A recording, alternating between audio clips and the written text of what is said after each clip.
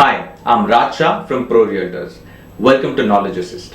Under Knowledge Assist, we've conducted a lot of workshops offline and we've decided to take the Knowledge Assist series online in a different format. Albert Einstein has said, the only source of knowledge is experience. In that case, wouldn't it be wise to learn from other people's experience? Keeping that in mind and Women's Day around the corner, we inaugurate our series by speaking to a respected real estate consultant in South Bombay, Mrs. Sneha Pathak. Women representation in the Indian real estate consultancy business is negligible. We hope Sneha serves as an inspiration for a lot of women to join the business. About 15-16 years ago, when my husband and I were trying to make a shift in careers, we were undecided on what we wanted to pursue. At that time, one of our family members was very close to us, suggested that we should look at real estate consulting as a business. He felt that we had all the attributes that it took to become a successful realtor. So, in terms of education background, in terms of experience, in terms of the personality required to be in this business. So that's how we got started and we haven't looked back since. Considering that this is an unorganized business where you have a lot of so-called street side brokers, the difference between them and us is our education. So Jaideep was a chartered accountant, I had an MBA degree. Now in this business of being a realtor, your certain educational backgrounds help because you have exposure to tax laws, accounting fundamentals, you've learned law when you were doing these degrees, besides which you have computer skills. So those kinds of things which you picked up with your education are very important in becoming a successful realtor. Every kela wala, pan wala today has decided to become a realtor. So the unorganized, and while these people do not really pose any real threat to the good realtors, they only make for nuisance value because they do not have any proper information and they spread a lot of misinformation in the market about properties and rates and deals which are being done. And therefore that nuisance value which they create is detrimental to the health of the profession. So this is the first big challenge. The second big challenge is lack of standardized paperwork. So whether you're doing leave and license agreements or whether you're doing outright transactions, because unlike the developed countries where you have a standard format of doing, the procedural part is also standard and the paperwork involved is also standard, it is not so here. And therefore a lot of time and energy is wasted in trying to just smoothen out a transaction once you've started it. And the number 3 challenge is definitely lack of trained personnel to come into this business. So this is a business where you rarely find employees who can hit the ground running, and about 6 months is lost in training them up because they have no knowledge of the field.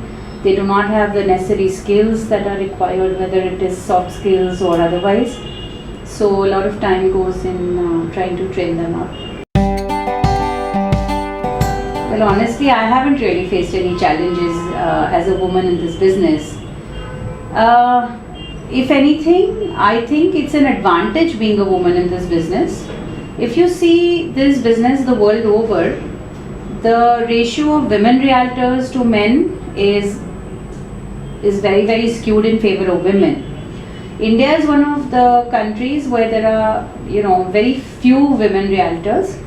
However, I have never faced any difficulties or challenges in this business just because I was a lady trying to operate in this line. In fact, the advantage I bring to the table as a lady is that I have a far better innate sense of what goes into making a good home. So for instance, if I'm renting out an apartment for one of my clients, I have a very good feel of what exactly needs to be done in that apartment before it becomes rentable, which a lot of my male counterparts don't get. So also women by nature are very good at multitasking. They bring a lot of patience and perseverance to the business. Therefore, I think these are all advantages of being a lady realtor.